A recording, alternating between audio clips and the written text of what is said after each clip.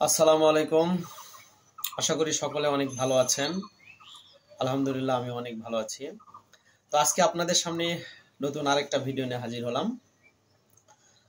তো আজকে আমরা আলোচনা করব কারক নিয়ে। আচ্ছা, যদি কোনো পরীক্ষাতে বা কোনো জায়গায় বা কেউ আপনাকে বলল যে সকল কারকে সপ্তমী বিভক্তির প্রয়োগ দেখাও, তখন কেমন হবে?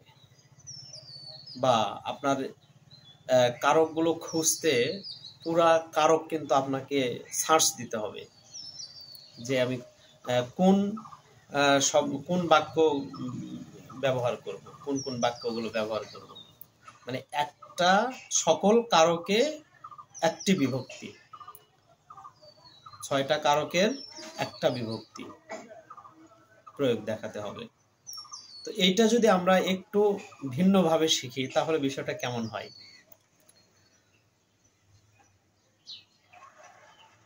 ব্যাপারটা হলো এরকম, ট্রিক্স, ছোট্ট একটা ট্রিক্স, খুব বেশি মানে খুব বড় গল্প না। ব্যাপারটা এরকম, পাগুটা দ্বিপদী, পাগুটা দ্বিপদী। আচ্ছা, এটাকে আমরা এখন বিশ্লেষণ করব। পা, পাগলে কি না বলে, পাগলের নিচে দাগ।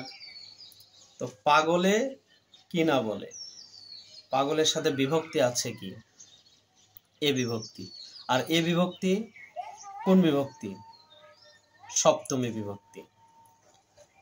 তাহলে কর্তৃকারকে সপ্তমী বিভক্তি আমরা একটা পেয়ে গেলাম। এরপরে আসি গু, গুণহীনে ত্যাগ করো। তো গুণহীনের নিচে দাগ দেওয়া আছে। কাকে ত্যাগ করবে? গুণহীনে, যার কোনো গুণ নেই। তাহলে গুণহীনে ত্যাগ করো, গুণহীন যোগ এ, এ সপ্তমী বিভক্তি। গুণহীনে ত্যাগ করো, কর্তৃকারক কর্মকারকে সপ্তমী বিভক্তি। টা, টাকায় টাকা আনে, টাকায় টাকা আনে। করণ কারকের সংজ্ঞায় আমরা কি পড়েছি? করণ শব্দের অর্থ হলো যন্ত্র, সহায়ক বা উপায়।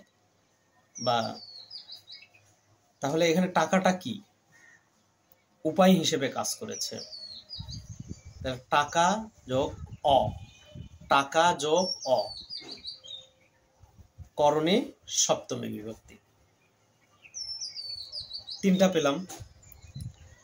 পা গু টা, 3টা পেলাম। এরপর দ্বিপতি, দ্বিপতি। আচ্ছা,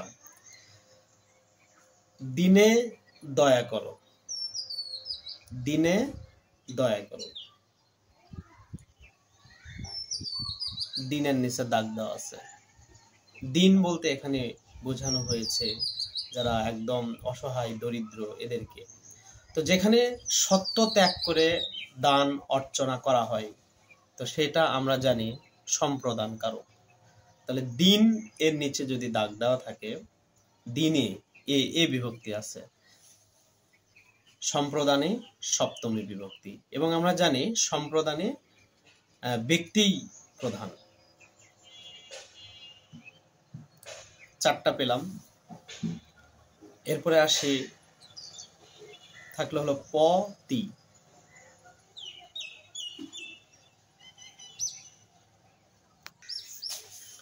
তো এরপরে প, পাপে বিরত হও, পাপে বিরত হও, অপাদান কারক, অপাদানে সপ্তমী বিভক্তি।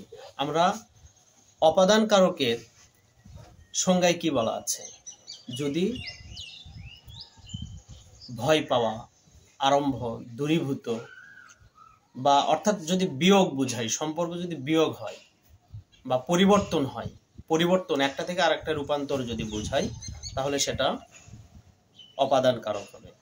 তো এখানে বলেছে পাপে বিরত হও। পাপে বিরত হও। পাপ যোগ এ, অপাদানে সপ্তমী বিভক্তি। থাকলো আর একটা কারক, অধিকরণ কারক, তি। তিলে তৈল আছে, তিলে তৈল আছে। আবার যদি বলি তিলে তৈল হয়, সেটা কিন্তু আবার চেঞ্জ হয়ে যাবে। এটা হবে তিলে তৈল আছে। তাহলে তিলে, তিল যোগ এ, অধিকরণে সপ্তমী বিভক্তি। তো সংক্ষেপে আমরা একটা জানলাম কারক, সকল কারকে সপ্তমী বিভক্তির প্রয়োগ। তো কারক আসলে অনেক বড় একটা অধ্যায়, অনেক পড়াশোনার ব্যাপার আছে। তো সংক্ষেপে আমি আপনাদেরকে একটা ধারণা দেওয়ার চেষ্টা করেছি মাত্র। আপনারা সবাই এই ট্রিক্সটা ফলো করবেন, এটা আপনাদের অনেক কাজে দেবে, অনেক কাজে দেবে।